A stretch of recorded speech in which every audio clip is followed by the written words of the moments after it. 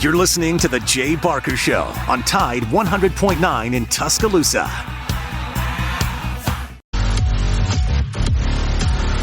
It is indeed on this Thursday. Welcome to the program. It's Lars and Matt. Noah Haynes is at the controls. Yes, we are another day closer to Alabama, Michigan, and the Bowls being played for the national championship. And we have talked about it, Lars, on and on and on and on and on. And that's fine. I like talking about it. I'm about done talking about it, though, because I really want the game to be played. We have discussed every inch of the football field as far as this contest is concerned. So, without your permission, I'm going to start the show with a bit of a curveball. I don't know if you've seen this story or not, but it involves the Green Bay Packers cornerback, Jaire Alexander. Have you seen this story? Do you see I what have he not did? seen it. No, I haven't seen it. Just listen, I'm going to describe this to you in as best detail as I can, because this is just about, this ranks up there, top 10 in my life of bizarre things that happen in a football game. He was not a named captain to go out for the coin toss. Okay, he was not. The captains were Aaron Jones, Eric Wilson, and Quay Walker. And I believe Quay Walker played at Auburn, but that is a mere footnote here. They were playing Carolina in Green Bay, heavily favored. They did eke out a 33-30 win. The Packers did. Alexander, who is from Carolina, actually they were in Carolina. My bad. And that's why, since he was from Carolina, was from North Carolina, then he ended up playing at Louisville. But because he was from the area, he thought, hey, I need to be a captain too. Are you with me, Lars? I mean, right now, it's just getting bizarre in your world. Okay. Yeah, actually, I am aware of the story, and it even gets way more bizarre. It is. It's crazy. He goes out there with the other three named captains and is standing there, and he calls the toss. And the Packers won the toss. Well, this guy obviously not really familiar with what you do. Obviously, he was not a named captain. He won the toss and elected to play defense, which theoretically would have meant the Packers did not receive a kick first half or second half. Fortunately, by the way, this is pretty cool because LaFleur knows his stuff, head coach for the Packers. He said that because they had a mix-up a few years ago, he goes over what he wants to do with the officials before the game, so it's really going through the motions. So the officials stopped and just allowed things to correct themselves. And fortunately, the Packers did either receive the kick in the first or the second half. But unbeknownst to most people, he just ran out there and called the coin. That's just crazy. Yeah, I think the worry here is for this young man. I mean, are there some larger issues at play? And because his explanation afterward was just bizarre, all over the place. And you just, I think you got to pause here and just see if everything's okay. I mean, it's really not funny. He defended his actions. And to me, I'm a big chess player. I love chess. And when you're playing chess and you make a move, if you want to consider that move for a second, you keep your hand on the chess piece. And once you take your hand off the chess piece, that move is done. That move is played. Well, I think this is kind of like chess. When a player out there representing his team decides to go on defense, and that's what he says, bam, there's no going back. No do-overs. Because it's the equivalent of taking your hand off the chess piece. I agree. And so I don't agree with what the officials did. I mean, it would have been unfortunate for Green Bay, but you know what? There's consequences for the actions of your players. And guess what they did to Alexander? Yeah, they suspended him. suspended for a game. But maybe there are deeper issues, and I honestly didn't think I don't know. So I'm just saying that I don't either. I've seen people talking on Twitter about this, just about expressing concern for the young man and his sort of mental state. It's a really dumb thing to do. Yeah. Really poor decisions there. And frankly, he did not show remorse at all. Nope. From what I saw in the locker room when he was asked about it. But it's just one of the more bizarre incidents I've ever heard of. Well, I hate to say this, especially after you brought up the fact that maybe he's just off kilter. But I never thought of that until you brought it up, because here's what I thought. What an egomaniac. What a narcissist. He just thinks he can do anything he wants to and then defend it afterwards. You know? He's a first-round pick in the 18th selection, first round out of Louisville. The guy can play. Oh, he's a player. But now, come on. Where is your, where's your team? Where's your unity? Where's it? Just to me, Lars, it's spelled me all over the place, and especially the way he reacted. And he said, hey, my teammates know I'm from the area, and they didn't have a problem with it, or something to that effect. That's exactly what he said. And so, but LaFleur did the right thing. The more I get a chance to sort of examine LaFleur and just see what he's done as a coach, the more I like him. And you're the Green Bay guy between the two of us. What do you think, and what do you think most fans of the Packers think about him? I think they're disappointed a little bit. But Packer fans are kind of like St. Louis Cardinals baseball fans. They're very smart, and they think things through. So before they start, throwing things at the locker room, they understand Jordan Love is a work in progress. And let me tell you, when that work progresses, he's about as good as they get, but he's just not consistent. Yeah, and he doesn't have quite the array of the people that he had around, Aaron Rodgers had around.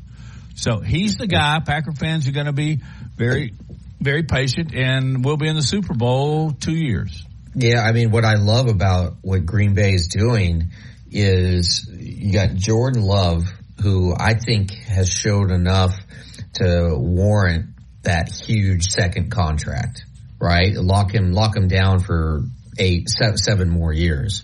And I think he is going to get paid in the offseason. Now, he won't be, in the Joe Burrow, the Patrick Mahomes range, but he'll be just a tier below that. And also, so you have your quarterback. And I think we can pretty much say that definitively. Don't you believe, Matt, that Jordan Love is the guy?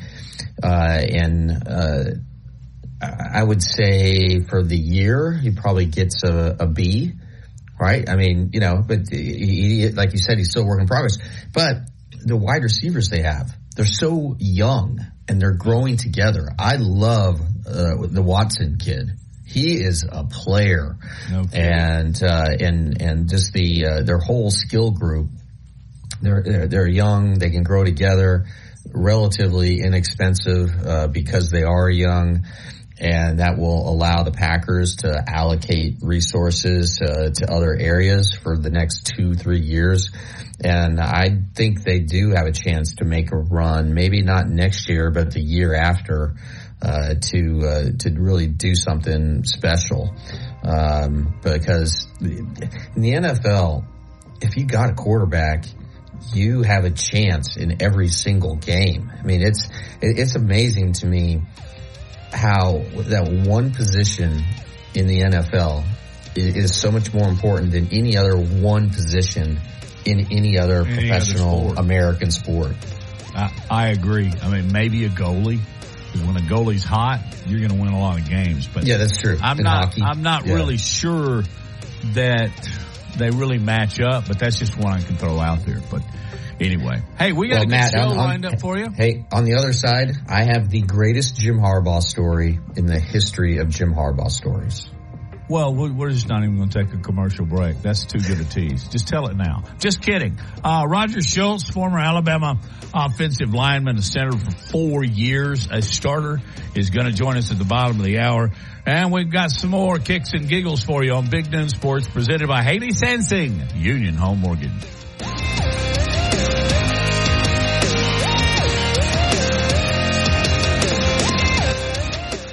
Laura Lee Thompson is known as the Bama Broker. She's a Tuscaloosa native, an Alabama graduate, and the only realtor in town with Wall Street experience. A skilled negotiator, Laura Lee knows how to buy low and sell high. And the Bama Broker isn't just going to show you houses. No, Laura Lee is going to educate you on the market, guide you to homes that fit your budget, and teach you how to sell your home for its maximum profit. Throughout the entire process, the Bama Broker will equip you with the tools you need to both buy a home and build financial wealth through home ownership. Trust me, the Bama Broker, who's as Roll Tide as houndstooth, will get you across the goal line. That's Laura Lee Thompson, the Bama Broker with Advantage Realty Group. You can reach her at 205-790-7229. Again, that's 205-790-7229. And you can also email her at lauralee@thebamabroker.com. That's lauralee@thebamabroker.com. From our home base,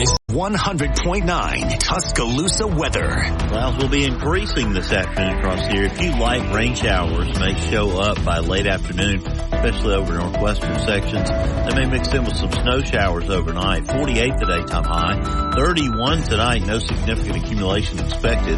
Mostly cloudy, a few light rain or snow showers for your Friday. Daytime high of 47. Again, no accumulation expected. I'm meteorologist Bill Murray on Tide 100.9. It's 47 degrees in Tuscaloosa. This is the Big Noon Sports Network.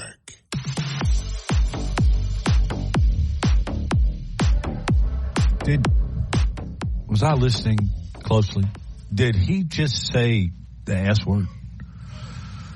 Okay, let's not all go crazy, particularly on Big Noon Sports. Hey, it's Matt and Lars, and Noah is with us. And this is Big Noon Sports, brought to you in part by Laura Lee Thompson, the Bama Broker. What's up with Harbaugh? Okay, so several years ago, I wrote about a 5,000-word piece on Harbaugh for Bleacher Report. And, I tried to interview as many people as possible and for the story, just like I always do. And one of the people I talked to was Frank Beamer. And I got to know Frank through Bruce Arians because they both live in Reynolds Plantation, Georgia in the off season.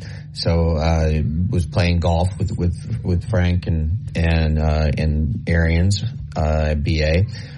And then afterward we went to the clubhouse and, we're just hanging out, and I started talking to both of them about Harbaugh and this story that I was working on, because at the time I was also working on the book with BA. And Beamer, well, first off, almost everyone who's orbited in Harbaugh's solar system for a length of time possesses just a whopper of an anecdote about Jim Harbaugh, because he does some of the craziest, strangest things, and they just make no sense. So Beamer, and at the time he was still the head coach at Virginia Tech. So he said, "You know what, Lars? This might be the weirdest damn story of my entire coaching career." So then Beamer gets this big smile on his face, leans back in his chair on this porch on a beautiful summer afternoon, and he said, "Okay, this is from 2010, and in Virginia Tech, where Beamer coached for about 30 years or so, they were preparing to play Stanford in the Orange Bowl, and then a few days before the game, Beamer met Harbaugh at an event at a restaurant in Miami. And so they take some pictures, and then the two of them sit down at a table, and then they just talk. okay? And Harbaugh, over and over and over, said how much respect he has for Georgia Tech. Georgia Tech. Not Virginia Tech, Georgia Tech. And Georgia Tech. And Beamer is just looking at him like, are you serious? And then Frank, as he's recalling, he said, finally, I'm joking with them. And I say, I can't wait to tell my team that you called us Georgia Tech. Because, Jim, we're Virginia Tech. We're not Georgia Tech. Oh.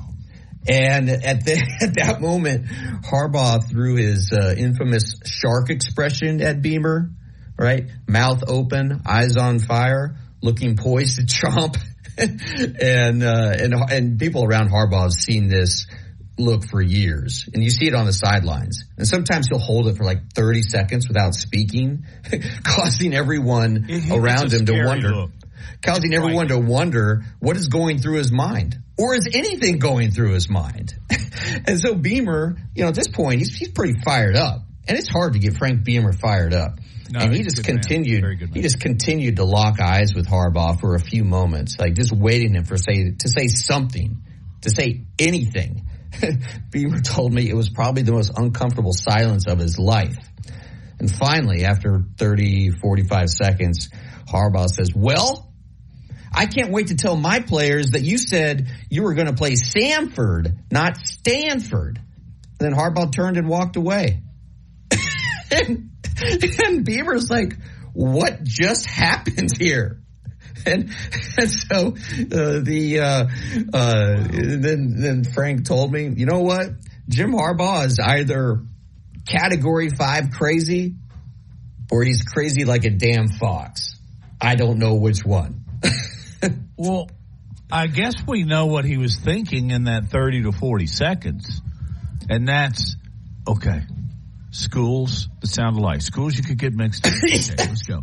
All right. I should have put that in the story. I should have acted like I was in Harbaugh's brain. Oh, I wish I would have talked to that. Bouncing around in your cranium. Yeah, what possibly are, I could have written possible thoughts that were rattling through his head for those 45 seconds. God, that's scary bizarre. It's just weird. Just weird. And this conversation that preceded when Harbaugh was referring to Virginia Tech as Georgia Tech, it wasn't just like once. He kept doing it. How many did he say? Did Beamer say he did it like every sentence or? Like 5 to 8 times. He called him Georgia Tech. It's very. And Frank Beamer's out. He's got like a Virginia Tech jacket on, or a Virginia Tech gear on, I should say. They're not in suits. They're wearing, they're got golf shirts on. Whatever. Yeah. So it's got a VT on the, right there on the shirt where the logo goes. He also strikes me as the type of person, and you've been around people like this. I've been around them. And the type of person that sits there and looks at you while you're talking, but you can tell they're not hearing a word you're saying. Yeah. And you will sit there and be talking with them, and then you'll look into their eyes and you think, what's going on in this person's head? And then you'll stop talking and they'll bring up a subject that's not even related. To me, that's the way Harbaugh is. I've got so many stories of Harbaugh. I also talked to the CEO of the San Francisco 49ers at the time, Jed York. And he said he would get to his office like 7 in the morning, and Jim Harbaugh, who was then the coach of the 49ers, he'd be standing at his door, and he said Jim would look at him and say, I have an issue and it has to be resolved right now, this very second, right now. We have to talk about it right now. And he said, and York told me that this illustrates the rub of Jim Harbaugh. Like his full blast, turn it up to 10 intensity is what makes him successful. But it also, his friends would tell me, and York, he's not willing to find common ground with others. And that is ultimately caused his unraveling at San Francisco, at Stanford. And the thing is, like, he just wears you out. he absolutely just wears you out. And Balke, Trent Balke, who's the GM, he finally, what he told me was, I just couldn't deal with Jim anymore. And This is the direct quote. I couldn't deal with Jim anymore. The guy is a nut. Every day he's bitching at me about something new. It's this, it's that. He's wearing all of us out. He's grinding us down. And Michigan wants to keep him. Wants to keep him so bad they've offered him a huge contract. Yeah. All right. Anyway, I'll tell you my favorite Harbaugh. When I realized he was he was way off. I'll tell you that on the other side of this break, and we'll be joined by Roger Schultz. You're listening to Big Noon Sports with Big Man Lars and Matt. Wow.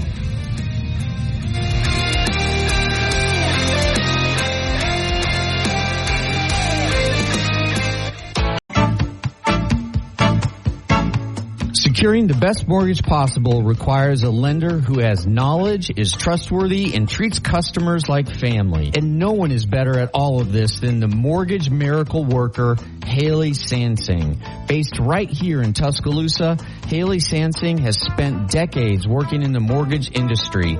With Haley, it's personal, holding your hand from contract to close. With Haley, it's about one thing, you. Call Haley on her cell, yes, her cell, 205-792-1813. That's 205-792-1813. Let Haley help you. NLMS number 230376. The ultimate. Covering SEC sports like kudzu on the roadside. This is Big Noon Sports. It is Matt Coulter along with Lars Anderson. Our producer today is the one and only Noah Haynes. Got several plates spinning right now. Roger Schultz is on hold, and Roger, I want you to stay on hold and listen to this soundbite. Just took place minutes ago, and thanks to Ryan Fowler, who was out there on behalf of Tide 100.9 and 1230 WTBC. But he's at this news conference, and he just put this soundbite up on Twitter. And it's Jalen Milroe talking about Bill O'Brien. What was your reaction to Bill O'Brien telling you that you shouldn't play quarterback? Do you remember how you felt when he said that? How would you feel like so you stuff? Probably didn't like it. That's exactly how I feel. You know what I'm saying? So, like, the biggest thing for me, be true to myself and, stay the same. Nothing changed about me. The only thing that changed me about me is I had the opportunity and I seized it. And so, for me, the biggest thing was just stay true to myself and, have a bigger purpose than anyone included. Is there a position he wanted you to play or said you should be this position or that position, or he just? He told me a bunch of things that I could have switched to. But look where I'm at right now. So, you know what I'm saying? So who gets the last laugh?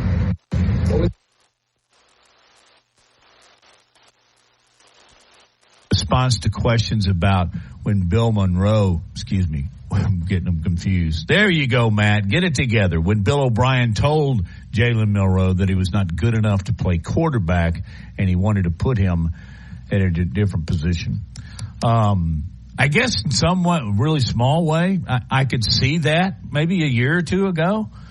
But do you really tell a guy that? I don't know. Let's bring on Roger Schultz, and he'll sift through it as well. Roger, are you in Spanish Fort or are you in Pasadena?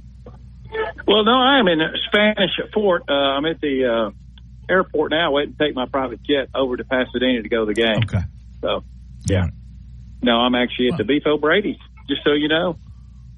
Oh, that's a pretty good place to eat. There's a couple here in Birmingham. Yeah. Anyway, do you have a Harbaugh story? Because that's what we've been telling the majority of the show. No, I don't think I have a Harbaugh story. Let me think. Give me your opinion. No, I do not. not. Well, first of all, I like the guy. I think he's a winner. He's won everywhere he's gone. He's a little kooky. I kind of like kooky. So, I like Jim Harbaugh. He wins. He does it the right way. Maybe does it the wrong way. Then does it the right way. I don't know. Maybe he stretches the rules a little bit. All that Spygate stuff, but it's nothing. Look, I don't really I don't think that's that big a deal, to be honest with you. I think it's a rogue guy. I think that guy was trying to get ahead. All the coaches kind of do all that stuff. They just never get caught. So I'm not too, I don't know. I didn't get too worked up over it. I mean, you know, it's so funny because, you know, I work with the Camellia Bowl. And on Friday, you know, the teams come out to the Camellia, the Crampton Bowl to practice. And I was there and I was in the press box and this guy's walking through and I said, "What are you doing?" He goes, "I'm looking for spies." I go, It's Arkansas State and Northern Illinois. I don't know if there's spies. But I walked with him the whole time. He went through everything to see if there's anybody watching or filming for the game. I said, "You got to be kidding me." I said, But that's just the way it is. But I can remember that when we were in Tuscaloosa, when we got ready to play Miami, everybody was checking the air vent, see if somebody was hiding behind a big air conditioning vent with a camera. So, but it happens. Did sign stealing happen, or I guess you guys didn't even use signs back then? You'd run no. 100% sign stealing. Look, that was my job. So, you know, they got rid of like scout. You know, you remember they don't send scouts to the games anymore. They used to send scouts to like a school could send a scout to the game to scout the team. And that was my job as a GA at Alabama. I had to scout. I scouted LSU and Vanderbilt one year, and then I scouted SMU and Tulane. Those were the two games that I had in 1991 to go scout. And look, they didn't tell me anything what to do. They said, "Go scout the game." I'm like, "Well, what do I do?" And then so I come back, and Stallings is like, "What's their cadence?" And I go, "Well, what do you mean?" He goes, "Well, how's their cadence? Is it set hut, or is it blue, green, hut, red 22 hut?" I said, "Coach, I have no idea. I was in the press box." He goes, "You didn't go on the field before the game?" I go, "No, was I supposed to?" You know, I mean, I'm like, I didn't have a clue. And so the next game, I went down on the field, but I still couldn't really pick nothing up. I mean, I couldn't really pick it. I didn't know what I was doing. I was just, you know. So I wasn't, but I can tell you this, when we were I scouted Memphis too, because so there was a coach from Louisville that was scouting Memphis, and he picked up, Louisville was playing Memphis. I forget who he is, but he picked up all of Louisville's signals. And so the second half, I was sitting next to him and he called every single play for Louisville. He called in the second half. I go, "Oh my God, is that easy?" I said, but the one thing I did pick up is we played Memphis and they were ready to run a fake punt, and they were warming up the second string for it. I said, "Coach, you're about to run a fake punt." "Well, Coach," I'm in the press box and nobody listened to me. They run the fake punt, but Sam Shea made an outstanding play, or it might have been Lemansky Hall, one of the two, made an outstanding play, kind of saved us.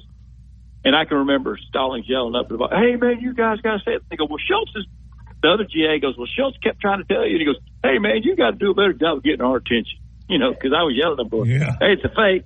You know, but obviously I didn't say it with enough. I didn't get their attention. So I got yelled at for that, even though I called Well, maybe some of it had to do with a trust issue based on what you did with LSU. Didn't know the cadence. Are we going to believe this? Yeah, there's an idiot up there. There's an idiot upstairs. That's what I said. That guy's an idiot. Don't listen to him. But hey, that brings a question to mind. You had your taste of being a coach and a GA, but you got out of it. Was it just not your bag? No, I'll tell you why I got out of it, because all the coaches are like, "Schultz, you don't need to be in coaching." All of them were discouraged me from going into coaching. Even though Stallings, that's the one reason I was a GA, because Stallings saw something in me. He goes, "Hey, man, I think you'd be a good coach. I need you to be a GA."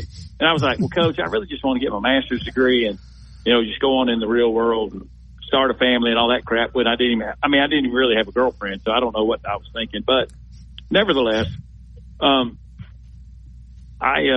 so that's why, but I wanted to get my master's degree. I want to be one of those football players that ended up with, had 2 degrees, and kind of separate myself from the rest of the guys and prove that we weren't dumb athletes. But guys were getting out of school, getting in medical sales, making $100,000. The offensive line coach was making $55,000, and had to recruit high school kids and had to do all that stuff. Didn't have much of a family life, so I just kind of heeded their advice and got out of it.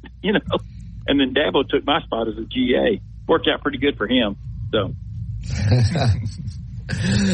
Wow, that's a good. I did not know that Dabo took your spot as a GA. I did I wish I had known that. I wrote a book. You're on the Wally Pipp of GA. I wrote a book on Dabo, and you would have been a good source, Roger. Okay, let's look ahead here to Michigan, Alabama, and the Rose Bowl. When you analyze Michigan's offensive line, what do you see? Because it seems pretty clear that this is the strength of their team, and they are going to try to outmuscle Alabama at the point of attack. Yeah, that's not going to happen.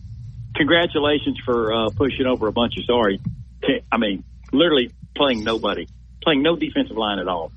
I think they're good. I think they're well coached. Obviously, they play well. Of course, they've got the one guy, Zentner or whatever, that was All-American that was hurt. I don't know if he's going to be back to play or not. You may have heard. I don't know, but I know he's been banged up. But, yeah, congratulations. You haven't really played anybody. So, I think that they're good, but, they just – I think I saw a stat somewhere where, Michigan basically, the first top defense, there's only like 4 top 50 defenses they faced, and the last 4 teams they played, they only averaged about 250 yards in all those games. So you kind of got to look. Alabama's pretty good on defense. Got some pretty good defensive linemen. So I think Alabama will be able to. I just think that when Saban has time with a pocket quarterback, he just dials it in, right?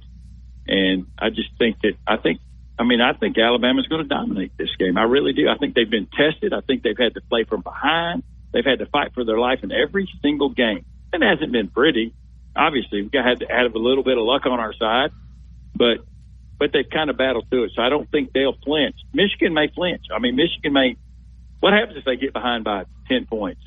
I don't even know if they've been behind all year. Yeah, they're in trouble if they get behind and Alabama forces Michigan offense. Don't you agree to be one-dimensional and be pass first? Yeah, well, I think that's going to be Saban's game plan with pocket pass quarterback. Hey, look, we're going to stop. What does Michigan like to do? They like to maul people, right? They're going to dominate you. They're going to run the football. Alabama takes that away, and you got to rely on J.J. McCarthy to make some plays. And I don't know how good their receivers are, but and then you talk about. I'll take our chances with our 2 All-American, our 2 first-round draft pick cornerbacks. And, oh, by the way, the guy that comes in and replaces those guys is another guy's probably going to be drafted in the draft, Amos. So I think we're pretty good at the cornerback position against those guys. I've been hearing that for 3 weeks, courtesy of my partner, Lars Anderson. Hey, what? Roger, can you hold off on the beef O'Brady's long enough to do one more segment with us? Hey, man, I don't have any food in front of me yet, so you're good to go. Yeah, hey, awesome. Yeah, Roger, just to wrap a bow on that, it's my belief that this is just not a good matchup for Michigan because they do not have an elite wide receiver. Their tight end is okay, but Alabama's corners against their wide receivers is a huge Alabama advantage. Yeah. And by the way, we played against the best tight end in the country, and he didn't show up in the game, so I think we're okay covering their tight end. He was a little banged up, but Alabama did do a nice job on Bowers. There's no question. Everybody's banged up at the end of the year. That's good, too. Lars Anderson, Matt Coulter. Our guest is Roger Schultz. And when we get back, let's go bowling. Some bowling tips from Roger himself. Roger C. Schultz on Big Noon Sports.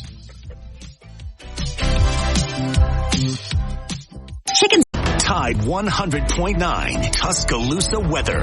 Clouds will be increasing this afternoon across here. A few light rain showers may show up by late afternoon, especially over northwestern sections. They may mix in with some snow showers overnight. 48 today, top high. 31 tonight, no significant accumulation expected.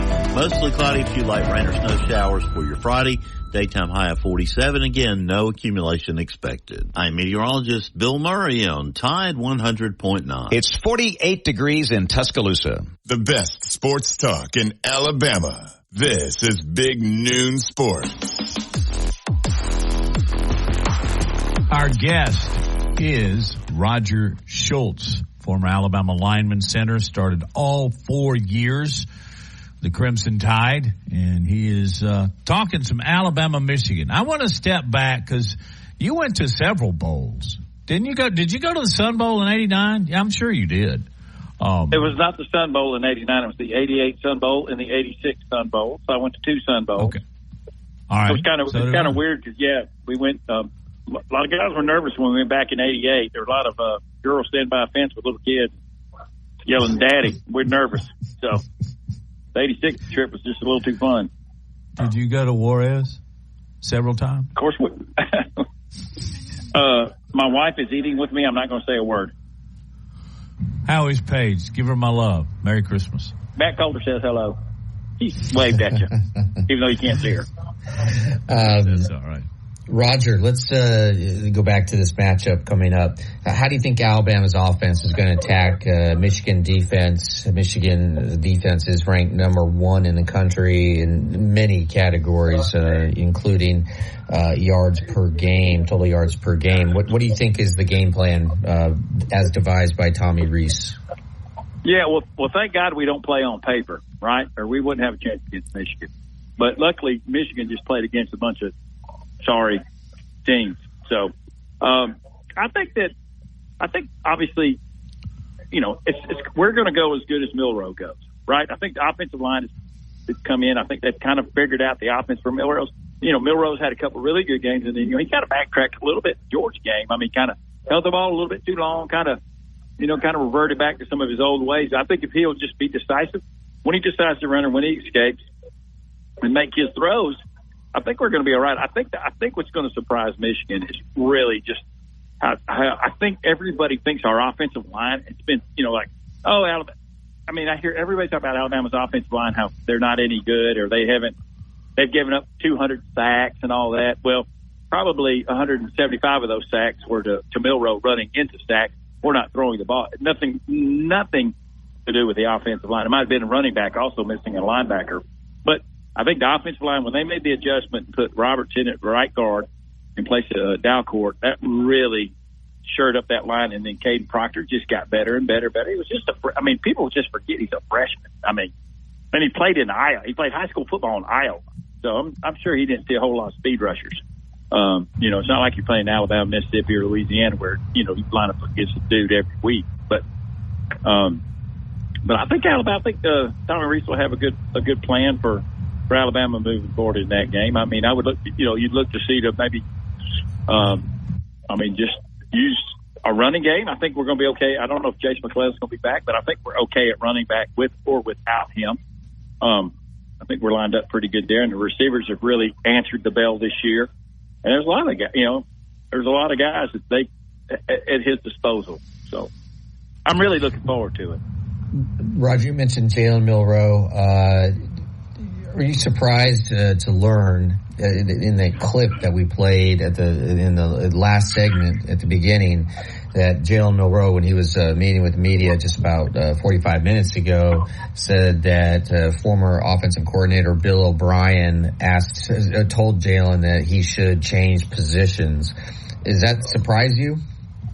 No, I don't think it doesn't surprise me. I mean, coaches ask kids to change positions all the time.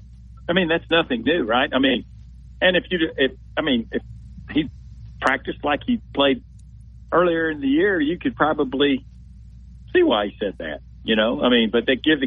but look, when I was playing in Alabama, they always recruited a center. They signed a JUCO center to replace me. They signed a high school kid to replace. It's like they're always trying to find somebody to replace. I mean, that's just the nature of football, but you got to have them tough skin. You got to use it to motivate you. Obviously, Jalen did that, and power to him. But I mean, I could see where a coach would say they ask guys to move all the time. They'll ask a running back to move to receiver.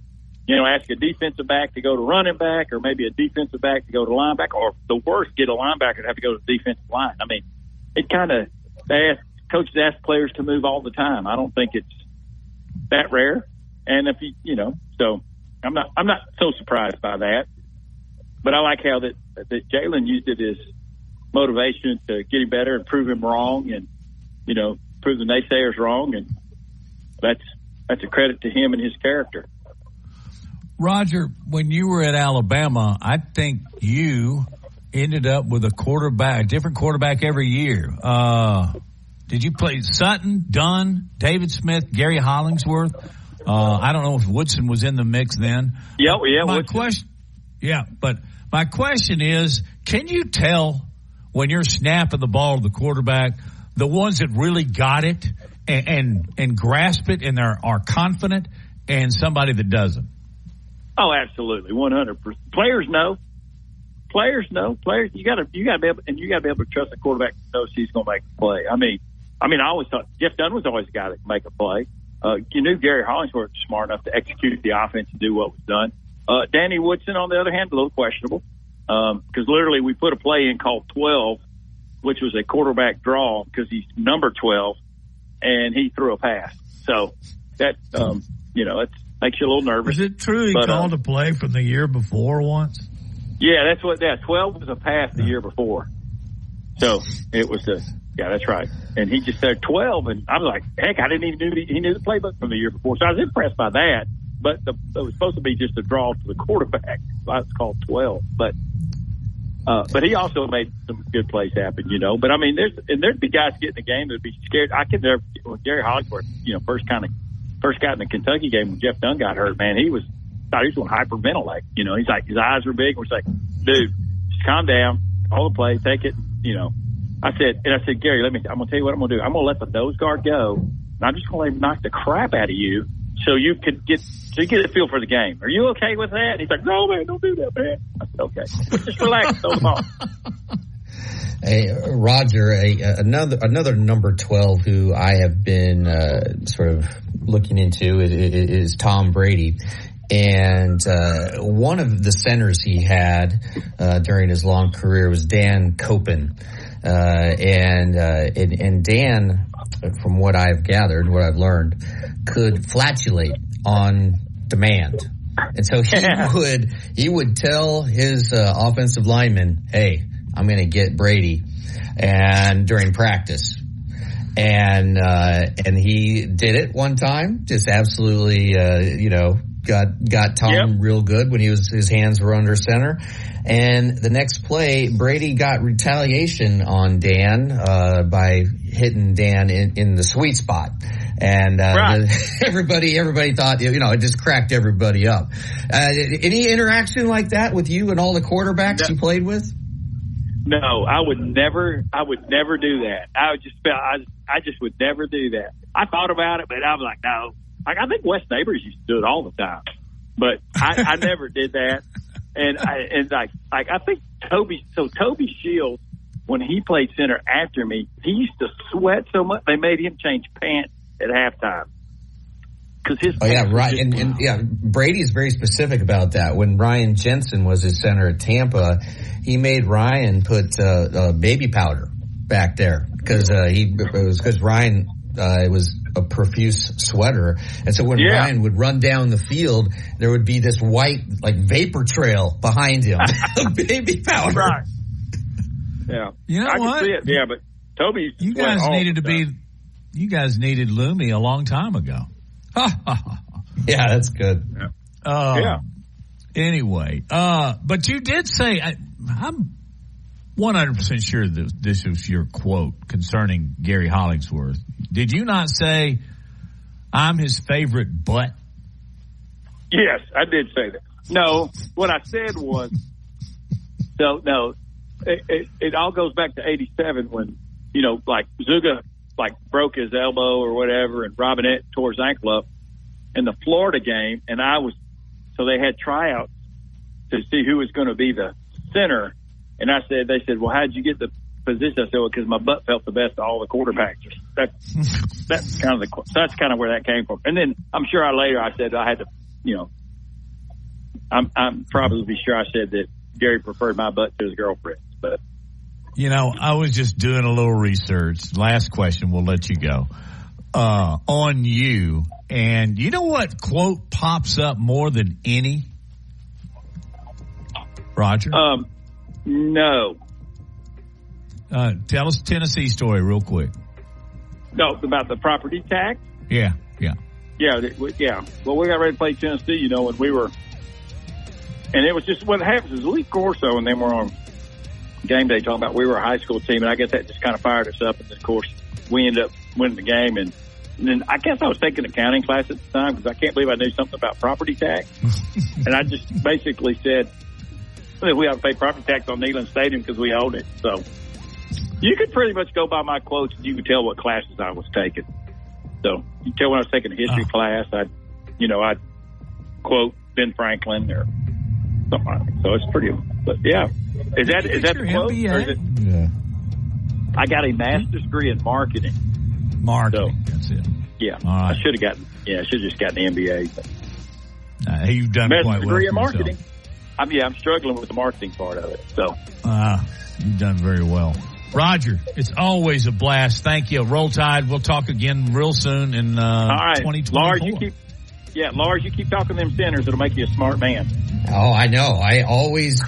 Whenever I've done big pieces for magazines or books, offensive linemen are where I go first. And among the offensive linemen, I always want to go to the center. I'm telling you. I mean, it is guaranteed gold mine of information. Yeah. Well, you guys have a Happy New Year. You too. Thank you, Roger. And Roger is proof because he's smart, he's humorous, and he knows the value in giving you, about 15, 20 seconds worth of really, really good copy. Hey, we got to get to next hour. Did you tell me that Chris Walsh was going to be joining us? Chris Walsh, from Bama Central, is going to be joining us at 1:15 to talk all things Alabama, Michigan.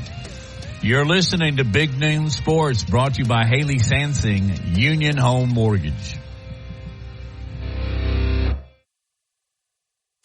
WTBC Tuscaloosa and W265CG Tuscaloosa, a Town Square media station. Tide 100.9 and streaming on the Tide 100.9 app.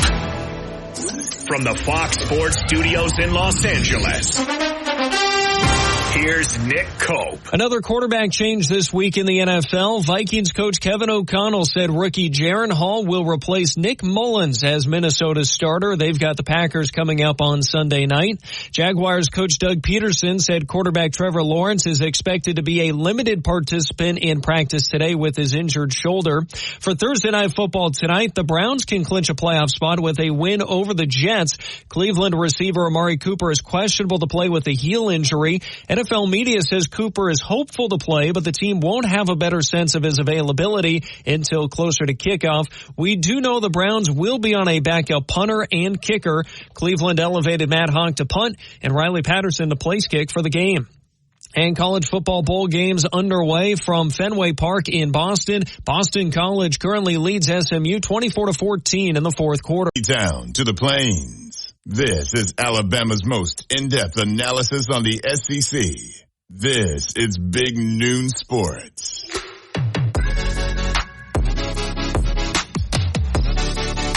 Hey, we've had our Gatorade halftime. They're a sponsor now. Gatorade. There's a good topic if we wanted to drift back to the mid-'60s, but we're not going to. Always been a fan, though, to be very honest with you. So, I don't know, that just kind of walked in from left field, Yankee Stadium, which is where Rutgers and Miami are going to be. They're already there, but they kick off in about 10 minutes. Rutgers and Miami at the Bad Boy Mowers Pinstripe Bowl. Everybody say that with me. Just kidding. They were bad boys before the game. There was almost a big fight at midfield. Nobody was in uniform and looked like they were ready to have a old-fashioned brawl. But there's been some really interesting bowl games. Last night we had Oklahoma State taking on Texas A&M, and it was a pretty good game. Yeah, Oklahoma State wins 31-23, kind of putting Texas A&M's season out of its misery.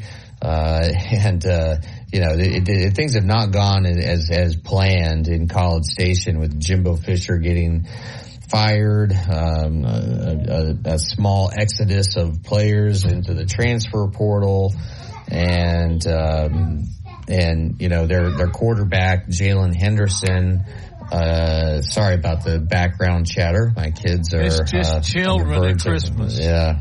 I like it. Their starting quarterback Jalen Henderson last night, who began the season as a third stringer, gets the start, and then after the first play leaves the game with an injury, doesn't return. And what I found sort of kind of most compelling was a feel-good moment in the second quarter when Gunnar Gundy, who's the son of OSU coach Mike Gundy, scores on a 10-yard touchdown run in what likely is the last play or the last game that he plays for his dad, because guess what, Matt? Gunnar Gundy is in the transfer portal. He's looking for more playing time, and he said, "Dad, adios. You're not putting me in as much as I want to play. So goodbye." How do you think those dinner table conversations are going? Yeah, that's exactly what I was thinking about. I wonder what they were talking about over Thanksgiving turkey. Well, are you going to play him more? He's going to transfer. Our boy's moving to Oregon. It's that just isn't that perfect as far as describing how far the portal can go. You know what? I think next you'll have coaches enter the transfer portal. What do you think about that? Yeah. Who knows? I think I might want to enter the transfer portal from my children right now. But hey, they sound great. So they sound happy. I'm kidding. Cool. They are. Did you see the very end, actually, after the game, when South Alabama beat Eastern Michigan in the 68 Ventures Bowl? Did you see the cheap shot the Eastern Michigan player took on an absolute just stand?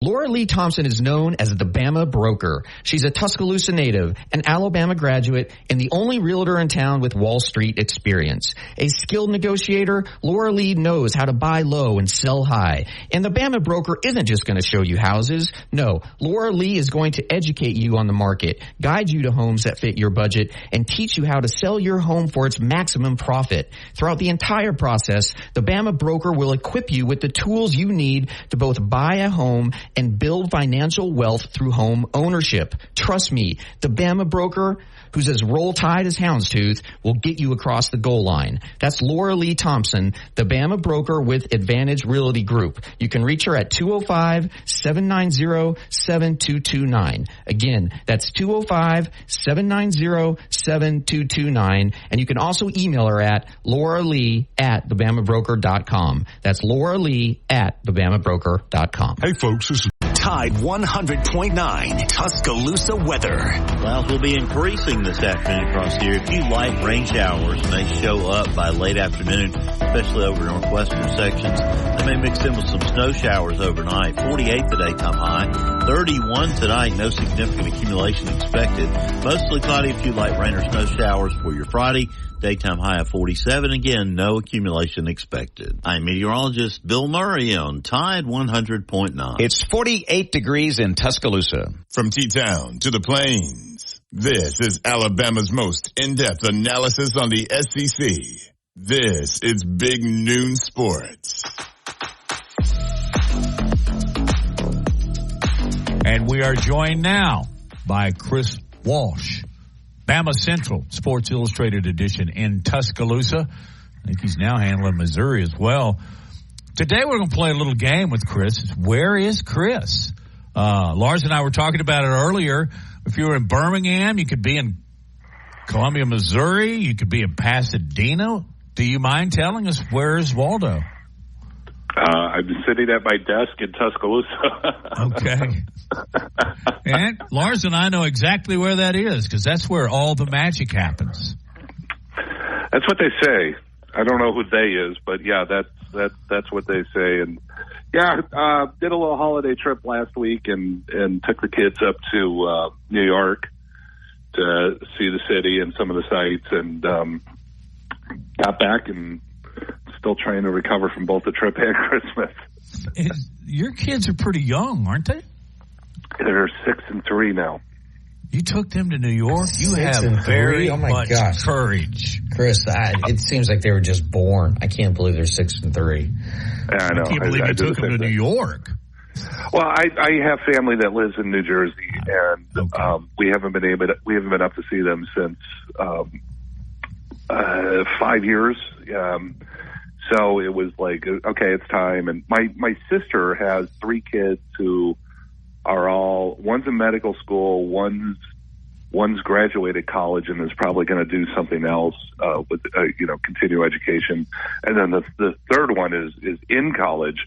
And so it's like, we were like, you know what, they're all going to scatter really soon, so if we're going to go, we need to go probably this year. So, and let me guess, your sister's younger than you, and your kids are 6 and 3. Oh, okay. No, she's older than I am, and I make that. I got to be the good younger brother and point that out every time we get together. Hey, give us your view, just overall. No, I don't want an overall view. We've been doing that for 3 weeks. Where is Michigan stronger than Alabama? Boy, is that a good question. See, if you look at them statistically, you have to say, well, they might be stronger in a couple of different areas. But the thing is, and this is something that always kills me, and I don't understand why nobody else in college football seems to understand this outside of the SEC. The conferences are not equal, So when you look at the statistics for national, like total defense, something like that, are you going to tell me that Michigan faced the same quality opponents that Alabama did playing in the SEC? And the answer is no. And so you can sit there and look at the numbers and say, oh, well, so-and-so team is this and so-and-so team is that. I'm sorry. It doesn't quite work that way. And you've really got to really break down the personnel and look at them and look at the matchups. And where is Michigan better than Alabama? I don't know. Maybe in terms of overall defense, they might be, but I mean, this is a good defense that Alabama has too, and it has more speed. And I think that's going to be a big factor in this game. I think the pass rush, I like Alabama's pass rush a lot more than I like Michigan's. And I think Alabama's going to be able to put on a lot more pressure, but Michigan's got a game plan for that, obviously, and try to take that away. So, I still don't know how to answer that. Well, maybe that's because the answer is there isn't one. I would say Michigan. How about Michigan's offensive line? I mean, do you think they're superior to Alabama's? I would have said that during the first half of the season, sure, but not now. I think Alabama's offensive line has figured it out. It's bigger. It can do a lot more in terms of versatility, moving guys around. And I look at the tackles versus the pass rushers for Michigan, and I'm just like, that's clear Alabama advantage. Yeah, midway through the season, no, I would not have said that. So I thought it was really telling that the Joe Moore Award, when they announced the winner, it wasn't Michigan, it was Washington.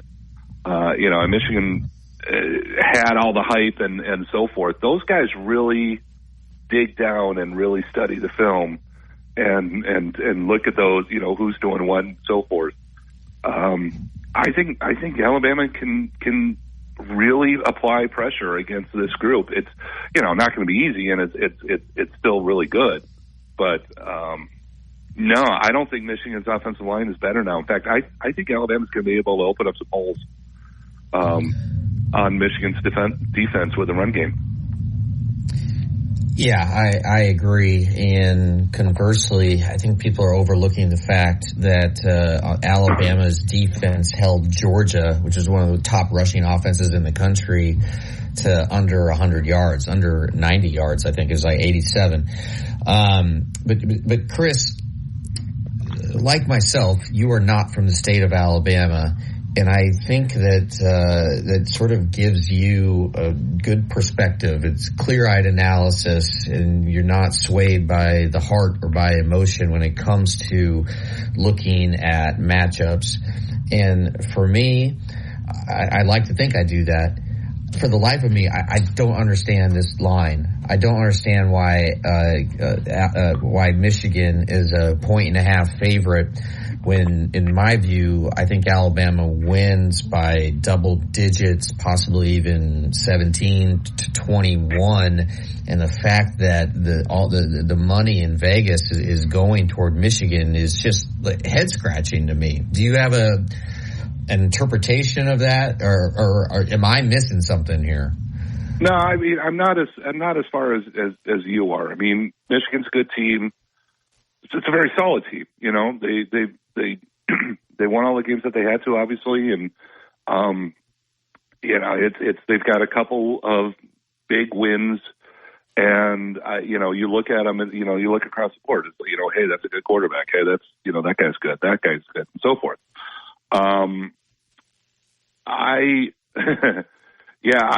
I'm a little surprised that Alabama is in favor. I understand it, but it doesn't. It's, you know, this is one of those times I kind of sit there and go, you know, it's like you a little bit. Am I missing something a little bit here? And I think too many people are just, I don't want to say obsessed, but they're focused way too early on the early part of the season. You know, they're like, oh, well, Jalen Miller got benched. It's like, are you kidding me? That, you know, 3 months ago, it's you know, Nick Saban was, you know, wanted to make sure he had the right quarterback in the right spot, and that's what you're focused on, kind of thing. Yes, Alabama lost at home to Texas. We all knew, you know, this is going to be one of those seasons where they were going to get better as they went along. And it was the question was, how much are they going to prove? Is it going to be enough to make the playoff? And it was, you know, granted it was by a whisker, but they did it. And I'm like you in the respect of the Georgia win was going to be the most telling one in my mind. And that was a solid Alabama win, and that was really impressive. And that shows me what they can do. And here's the thing that no one else is talking about. You're giving Nick Saban a month to prepare to face a team. Have you looked up, you know, his record when he has that kind of time? Let's just say it's usually really bad for the other team. They're going to be prepared. They're going to be ready to go. I think this is a hungry team. And the other thing, the other factor that I keep kind of looking at with Michigan is Harbaugh. Once again, is he going kind of thing. This time I think he is. I think his agent is definitely shopping him on the market. That's why that report came out last week about, or over the weekend about, the offer he has from Michigan. That was from an NFL reporter. It was Ian Rappaport. He used to cover Alabama, and I know Ian really, really well. I can almost guarantee you he probably got that from his agent. So the agent is saying to NFL teams, here's the bar, beat it. And, somebody's probably going to. I think, and you factor in the investigations and all the turmoil they've had. Yeah, I think he's gone after this game. I would agree. Jalen Milroe, what a phenomenal story. And we've talked about it. We've embraced it. We've praised it. It's just been amazing. Just to refresh your memories, he got blown up by the Longhorns. And then whatever the situation was, he didn't play against South Florida.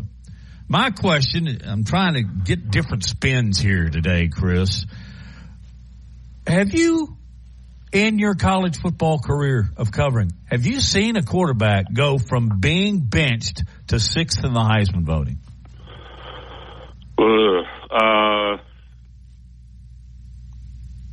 Nobody jumps to mind. Lars, I'm going here too. I can't think of one. No, I can't think of one either. But does this come down to his ability to run the football? It might. It definitely might. I mean, because it's almost impossible to defend, especially when it's someone of his size and speed. And we've got a story on the site today. Apparently, Bill O'Brien told him that he shouldn't play quarterback, and it just only motivated him even more. And he's been really, really impressive. And the thing was that you were hearing from the players, even before all this, it really started to click, was how much the players like playing for him. And I was really listening to that because, Saban's always big. Guys got to win over the team. He really means that. He sits there and observes and he gets a feel for it. And then, when he, some people might say he might dabble a little bit too much and try too many things. And, we've seen that a couple of times where he's given someone else a starting job and it hasn't gone very well, for one game. So these guys were rallying around him and it was obvious. And then it started to really translate on the field, and you could just see, I'm trying to remember which game it was, but, I was one of those guys, I was kind of joking, that's going to be the run and throw deep offense. And then all of a sudden you started seeing him hit those intermediate passes and the shorter passes. And they made an adjustment that really, really helped, where it was like, look, you're reading two things and you're throwing the ball. It's basically what it boiled down to. And it was brilliant, and things started coming together. The receivers started stepping up. You didn't see as many drops and just all the way down the line. And this team just got better and better and better. And I'm really curious to see how much they've improved in the last month when we see them take the field against Michigan, because I can pretty much guarantee you they're going to be even better probably than what we saw during the stretch. Okay, Chris, can you hang on for another break? Yeah. You can do one more segment? I appreciate it. Promise we won't go deep. You're listening to Chris Walsh and also Big Noon Sports with Matt, Mars, Noah, presented by Haley Sansing, Union Home Mortgage. The two winningest programs in college football history collide. Jada look, he's got it wide open. 20, 15, 10, 5, touchdown. It's Saban versus Harbaugh. It's the Alabama Crimson Tide and the Michigan Wolverines in the college football playoff semifinal at the Rose Bowl. Our coverage starts at 1 this Monday on your home for Alabama football. Big Noon Sports coming up.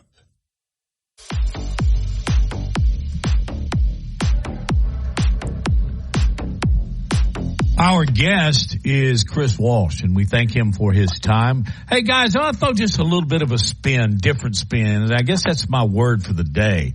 But I was just reading a story, and I want to credit the guy that wrote it. He's with the Montgomery Advertiser, Richard Silva. But 14 bowls are being allowed communication headsets, quarterback to head coach or quarterback to sideline, whatever the case may be. And one of them is the Music City Bowl, which is Auburn versus Maryland this Saturday at 1. Well, Hugh Freeze is not going to use it. He didn't feel like he wanted to rush things, wanted to get into it. He said he felt comfortable with Peyton Thorne being able to use it, but just the overall scheme, he just decided to pass. He does know it's coming, and he welcomes that. But the one thing that all the people that are following this, what's it really good for? It keeps you from getting harballed. So I just wondered, I'll start with you, Chris. They do this in the NFL. They do even more in the USFL. Are you good with this? With adding headsets? Yeah, with being able to communicate with the sideline. Yeah, absolutely. I am, because it's, I'm one of those people, like, when I'm sitting there in the press box and I look down and they're holding up a giant sheet and I can't see something, I get really annoyed. So from a fan/reporter perspective, I'm all for it, just on that alone. But obviously, it's kind of interesting to me, and Alabama's getting thrown into this because, the whole Michigan scandal. And we've got a story on Bama Central today about how They aren't even letting the players watch film individually. They have to do it in groups, position groups, because they're being that tight with everything. This was a huge deal. And I don't think it's been talked about enough, and to this day. And it's like, well, Michigan's been penalized. No, I'm sorry. They were not penalized anywhere near enough. Personally, I don't think that they should be in the playoffs. They cheated. They got caught. And I don't think there's any doubt about that. They shouldn't be there. You don't reward someone for cheating. So, and there's a little part of me that wonders if the committee was like, hey, we're going to have a little fun. We're going to give them Alabama. They want to make sure. I think they don't want Michigan to win because there's going to be an asterisk on this national championship if the Wolverines manage to pull it off. So having said that, and going back to your original question, yeah, I think it's a good thing. And it only makes sense. There's no reason not to do it at this point. And anything you can do to, make sure it doesn't happen again. I mean, you're talking about, it's such an unfair competitive advantage. It's you go back and you look at the film stuff from the Michigan guys, and it was clear that the players knew what was coming, and it was the signal would come in on the other side. You see this, you'd see the reaction like immediately. Yeah, it's a sore spot with me. I'll just leave it at that. It is with me too.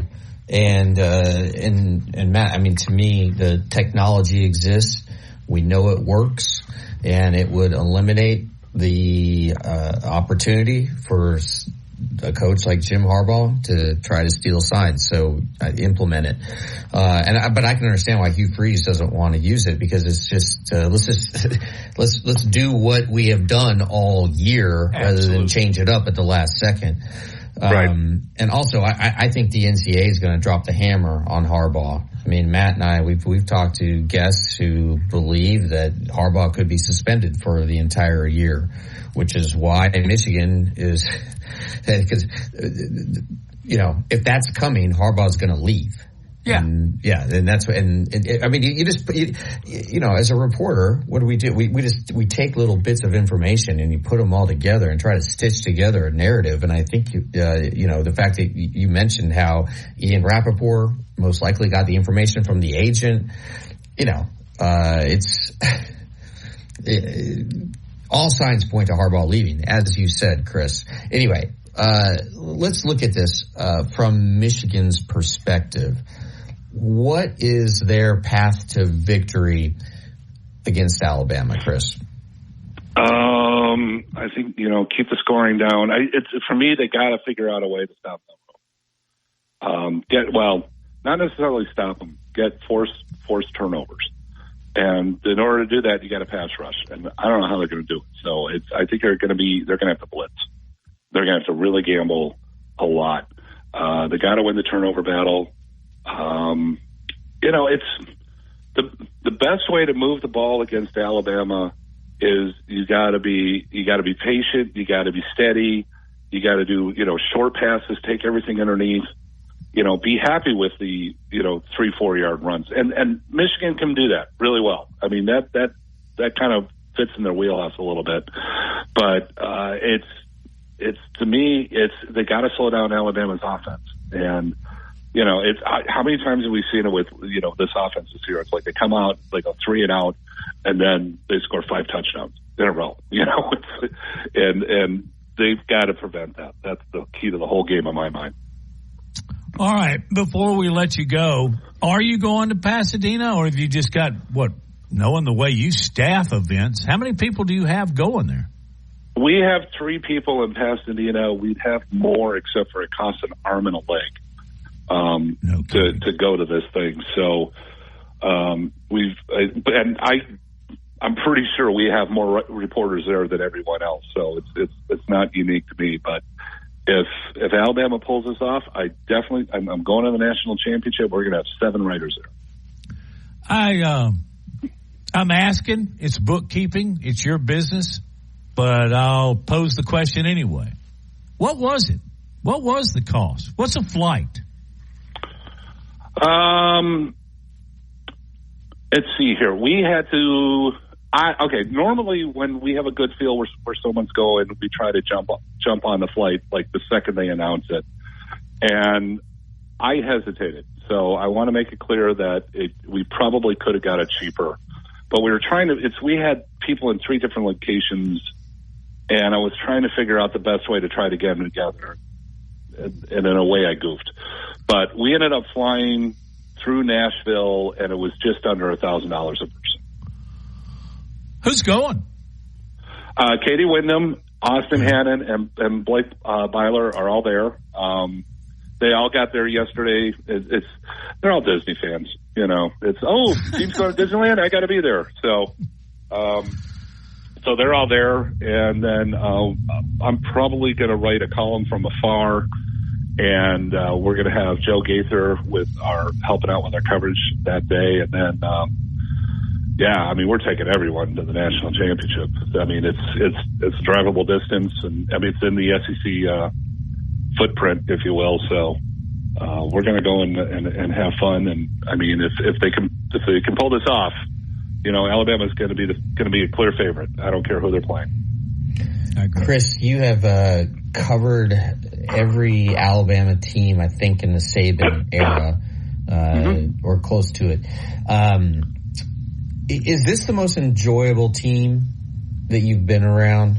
Just because it's a flawed team almost, you know? There were games earlier in the season where we didn't know if they'd win by 3 touchdowns or lose by 3 touchdowns. And then as a follow-up to that, the question is it the most enjoyable team you've covered, most likable team? Is this Nick Saban's best coaching job? Okay. Let me start with the first one. Is the first part of that. From an enjoyable standpoint, the way that they've grown has been, in that respect, yes.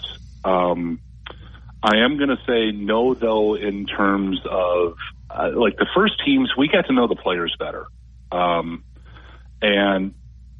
that's changed. It's even tighter now than ever. So. For me, the 2009 team was probably the most fun because you had some Shula holdovers, and I mean, I really know a lot of those guys really well. In addition to, the guys that Saban had brought in, and then things tightened up, you know, in terms of access and so forth. So, for me, I'd probably say the 2009 team was just the most enjoyable because it was the first to do it, and I had a better relationship with those players. Is this Saban's best coaching job? It might be. It's been really impressive. And like you said, it was a flawed team. I mean, they had so many problems. I mean, how many points did they score against South Florida again? I mean, it was 17. I mean, I still go back to that game, and I'm just like, oh my goodness, you know. Was that game the worst performance by Alabama since Nick Saban's been here? Maybe offensively, not defensively. Defensively, they were fine. And people always forget about the defense in that respect. They kept them in that game. I mean, if the defense doesn't play well, we might be done already. You know, probably play the Independence Bowl or something like that. You know, the place that Saban never wanted to go back to. Who knows? But yeah, it's been really fun, and I'm really looking forward to going to Houston if they can win this. I think it's going to be quite something to see because they can definitely do it, and I really like their chances. Chris, tell everybody where they can get information. Your 3 reporters out on the West Coast and all things Alabama, really. Yeah, Bama Central. We're your Sports Illustrated home for all things Crimson Tide. Like you mentioned, we've got full coverage at the Rose Bowl. We've got more people there than anyone else, I believe, and that it's been that way all season. We sent 5 people to South Florida, you know, and we're going to keep on that trend as long as we can. Tell Joe Gaither hey for us. I will. Joe's doing great. He desperately wanted to go to the Rose Bowl, but he's all excited to go to Houston if they can win. Well, yeah, it would be so poetic if Alabama and Texas end up playing in the Natty. It would be so many storylines. Yeah, I think that's where we're headed. And real quick, here's something that people forget about with that Texas game. The head coach of Texas knew Alabama's offense probably better than the quarterback did. There was a big reason why Texas won that game, and it's going to be very different this time around. Hey, who do you like at Texas-Washington, real quick? I think you got to go Texas. I know Washington got the Joe Moore Award, but I didn't think they were going to beat Oregon in the conference championship. So, shows what I know about this team. They've kind of overachieved in my mind. Chris Walsh, Bama Central, Sports Illustrated for Alabama, and now with Missouri. We'll get into that next year. That's when we'll talk next in 2024. Chris, thank you for your generous time. Yeah, thank you. Actually, doing Mississippi State now too. Oh, congrats! Breaking news. Third site. So cool. We're just hired our first full-time writer for that site, and that's going to be gearing up here next week. That office is going to get bigger. All right. Thanks, Chris. Thanks, guys. Bye. Hey, when we get back, Lars, I've got a media question for you. We may have discussed it over a cold beer or on air, but I'm going to ask it again anyway. As you listen to Big Noon Sports, presented in part by Laura Lee Thompson, the Bama broker.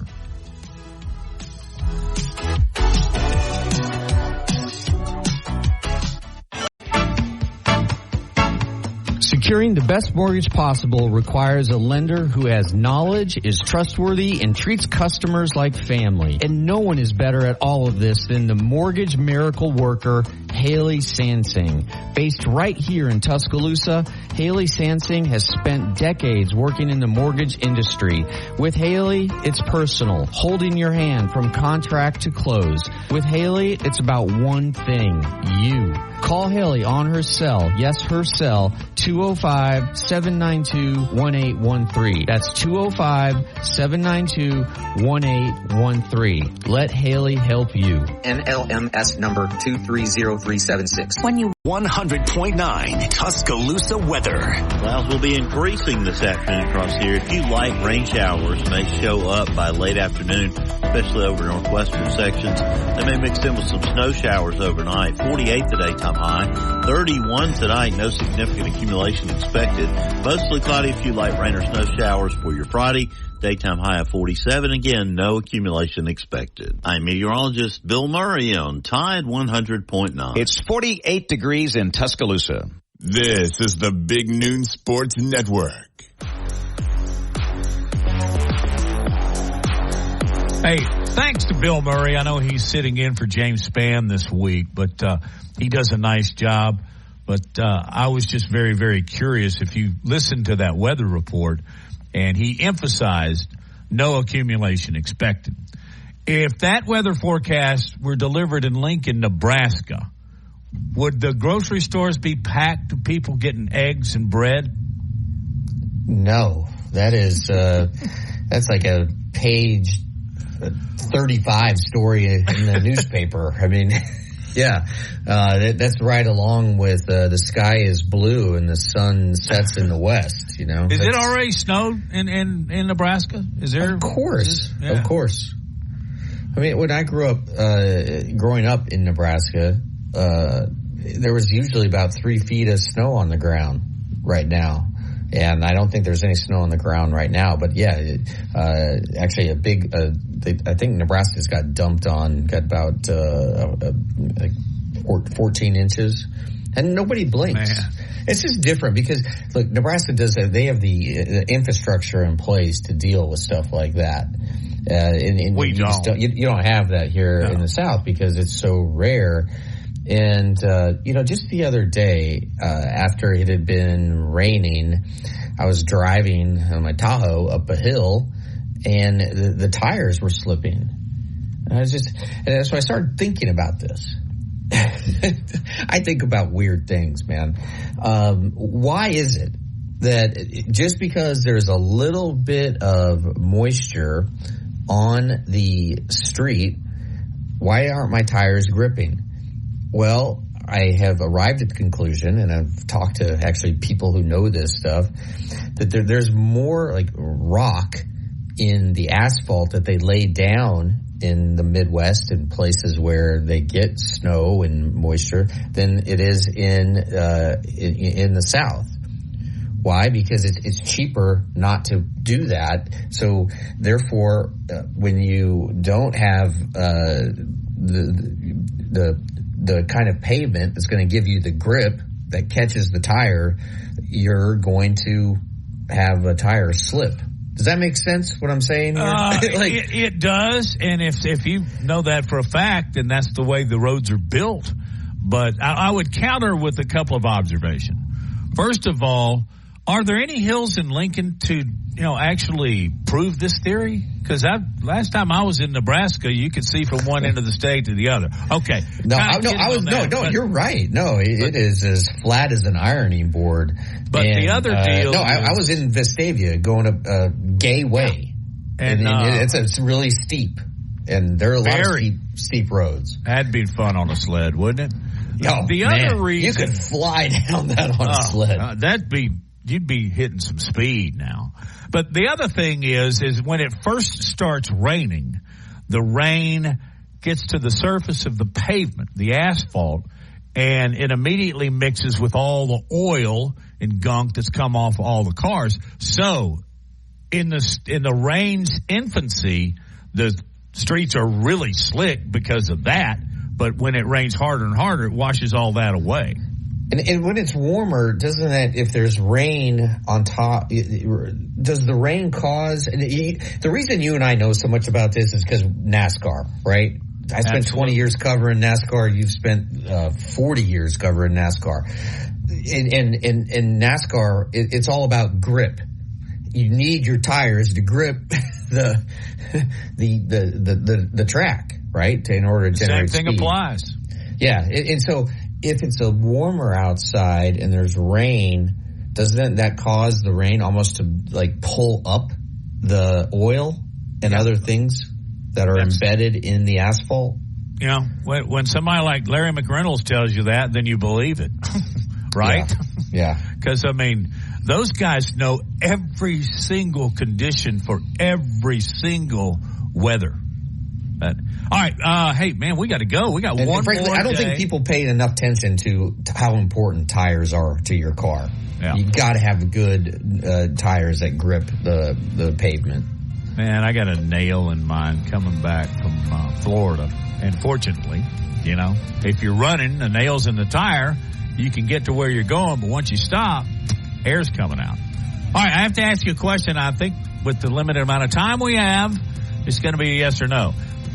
When you're covering a team, like say if you went to the Alabama, you went to the Rose Bowl, you're not really going to pull for a team, but doesn't it make it easier when the team you're writing about does win? No, I like writing about the losing team. There's more lessons to be learned from losing than winning. I always gravitate toward the losing team. So that's why you're pulling for Michigan. I have no dog in the fight. I'm pulling. Actually, I'd prefer if Alabama wins because it gives us more to talk about. And also, hey, Alabama's victories, they're good for business if you're in the sports business in the state of Alabama. It's good for Nick. It's good for Mick. We got to go. Back in 22.